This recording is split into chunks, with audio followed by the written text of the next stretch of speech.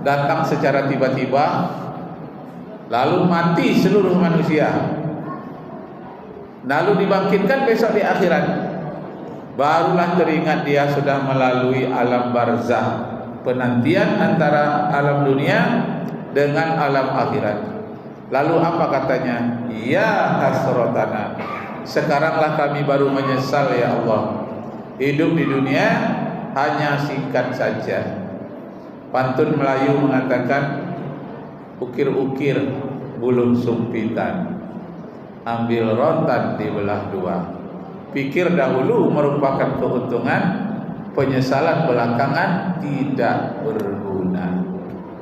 Halia ini tanam-tanaman, ke barat juga akhir condongnya.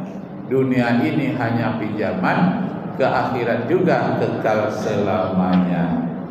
Jadi janganlah terlalu cinta terhadap dunia, karena dunia ini akan kita tinggalkan.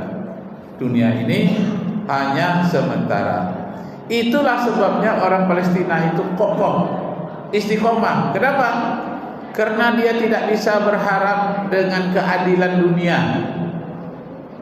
Dunia ini tak bisa diharapkan lagi, apalagi dunia dikuasai oleh Israel dan Amerika. Tak bisa berharap apa-apa. Kita bisa hanya berharap kebahagiaan di akhirat kelak. Itu yang bisa diharapkan. Jadi Bapak Ibu, kaum muslimin yang berbahagia, sekarang ini ratusan yang sudah dibom. Katanya gencatan senjata antara Palestina dengan orang Israel, ya, pejuang-pejuang Palestina dengan orang Israel. Sudah damai diterima, pergantian tawanan. Dalam keadaan damai, orang sedang berbuka, orang sedang sahur, dibom oleh Israel. Laknatullah, ya Allah. Seperti apa nanti di akhirat. Sehingga daerah kawasan gurun pasir yang tandus tak henti-hentinya digenangi oleh air mata dan ratap tangis bangsa Arab.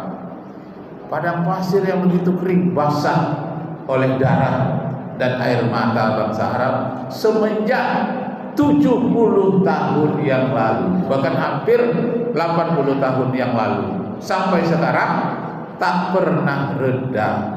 Begitulah kejahatan dari orang-orang Yahudi. Bapak Ibu kaum muslimin yang berbahagia, sejarahnya dahulu Palestina itu adalah dihuni oleh perantauan-perantauan.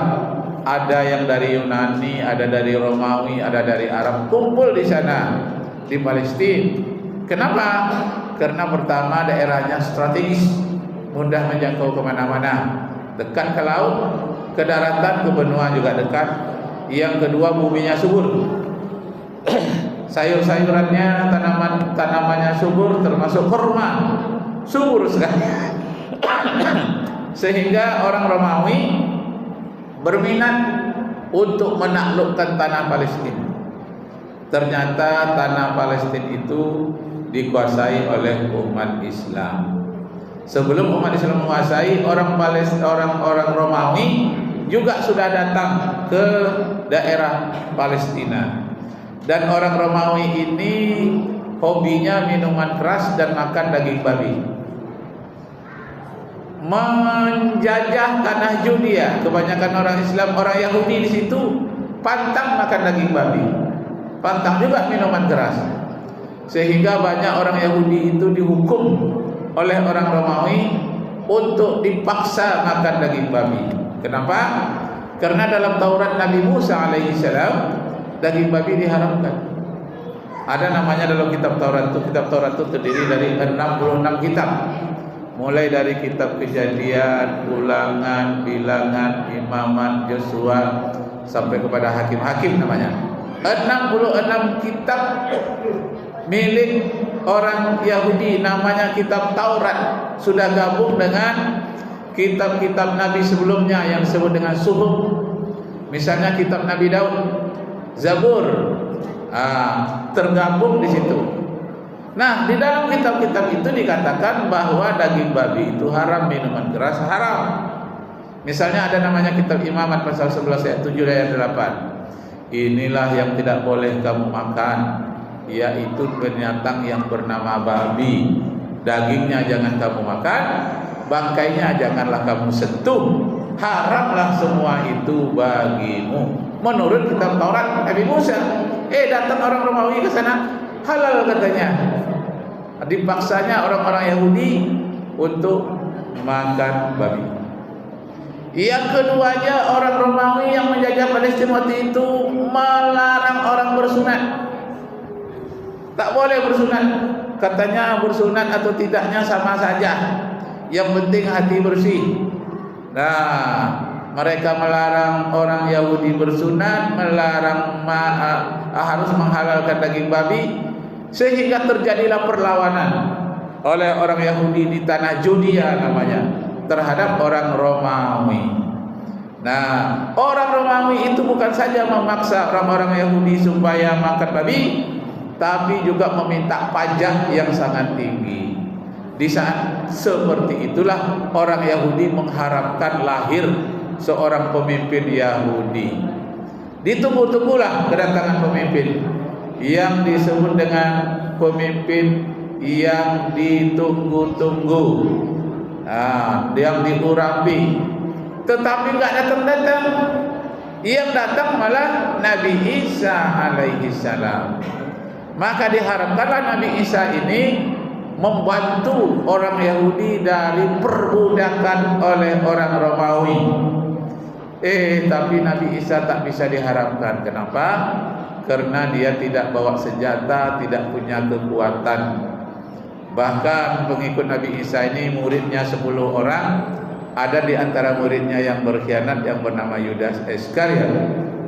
Nah, ketika Nabi Isa mengajarkan ajarannya, terutama tentang moral, budi pekerti, dia difitnahlah oleh orang Yahudi dan orang Romawi supaya Nabi Isa ditangkap. Kenapa? Karena pertama, irinya orang Yahudi terhadap Nabi Isa mengajarkan ajaran yang benar. Kemudian orang Romawi iri, takut nanti orang-orang di rumah ibadah tidak mau memanjar pajak, karena pajak dari orang Romawi tinggi. Ditangkaplah Nabi Musa alaihi salam, ditangkaplah Nabi Isa alaihi salam di tanah Judea atau tanah Palestina. Lalu katanya Nabi Isa itu ditangkap, digantung di sebuah bukit namanya Bukit Golgota. Golgota itu artinya bukit tengkorak. Nah, Allah Subhanahu wa taala memberikan kelebihan kepada Nabi Isa alaihi salam. Pertama, dia bisa menghilang dan bisa merubah bentuk. Jadi begitu dia terkepung, dia mampu merubah wajahnya, merubah pakaiannya. Sehingga orang yang menangkapnya ragu, ini Nabi Isa atau tidak. Nah, ketika mau ditangkap, ternyata yang tertangkap itu muridnya yang berkhianat namanya Yudas Iskariot. Kamulah Isa? Bukan, saya Yudas. Jangan kamu berpura-pura. Kata tentara Romawi, tentara Pilatus namanya, jangan kamu berpura-pura. Oh, ini ada yang minum, ya. Jangan kamu berpura-pura. Kaulah yang Nabi Isa. Bismillahirrahmanirrahim. Alhamdulillah. Nah, jadi Bapak Ibu terhormat, akhirnya Nabi Isa alaihi salam diselamatkan oleh Allah. Di dalam Al-Quran dikatakan bal rafa'allahu ilaih. Bahkan Nabi Isa diselamatkan oleh Allah ke sisinya. Disebut dengan istilah naik ke langit. Nah, setelah itu Nabi Isa itu ada berpesan kepada murid-muridnya, hai muridku, tak lama lagi aku akan pergi ke sisi Allah. Tapi jangan kalian sedih. Setelah aku pergi akan datang Nabi Muhammad sallallahu alaihi wasallam. Hanya saja kedatangan Muhammad nanti akan disangka orang dia sebagai tukang sihir. Itulah disebutkan dalam surah As-Saff ayat yang ke-6. Wa iz qala Isa ibn Maryam ya bani Israil inni rasulullah ilaikum musaddiqan lima baina yadayya minat taurati wa mubasysyiran bi rasuli ya'ti min ba'di ismuhu Ahmad falamma ja'ahum bil bayyinati qalu hadza sihrun mubin. Ayat ini menunjukkan, ingatlah ketika Nabi Isa berkata kepada orang-orang Palestina, kepada murid-muridnya, aku ini hanyalah Rasul utusan Allah. Sebelumku ada kitab namanya Taurat. Sesudahku akan datang seorang Nabi namanya Ahmad atau Muhammad. Akan tetapi dia datang nanti dituduh orang pembawa sihir yang nyata. Nah, datanglah Nabi Muhammad sallallahu alaihi wasallam 571 tahun kemudian. Ternyata Nabi Muhammad itu namanya ada di dalam Injil, ada di dalam Taurat. Dan kelak Nabi Muhammad SAW dengan sahabatnya membebaskan tanah Palestina dari Romawi, terutama melalui tangan Umar bin Khattab. Nah, merdekalah Palestina selama 150 tahun. Kemudian terjadi perang, akhirnya dimenangkan pula lah oleh orang Islam di bawah pimpinan Salahuddin Al-Ayyubi. Dia memenangkan umat Islam dari serbuan orang Romawi dan orang Yunani. Nah, lama Umar bin Khattab menguasai sampailah akhir-akhir ini, karena negara Islam seluruhnya waktu itu berpusat pada Khalifah Utsmani di Turki. Berusahalah orang Romawi, orang Itali, orang Inggris untuk mengambil kembali tanah Palestina melalui tangan Khalifah Utsmani di Turki.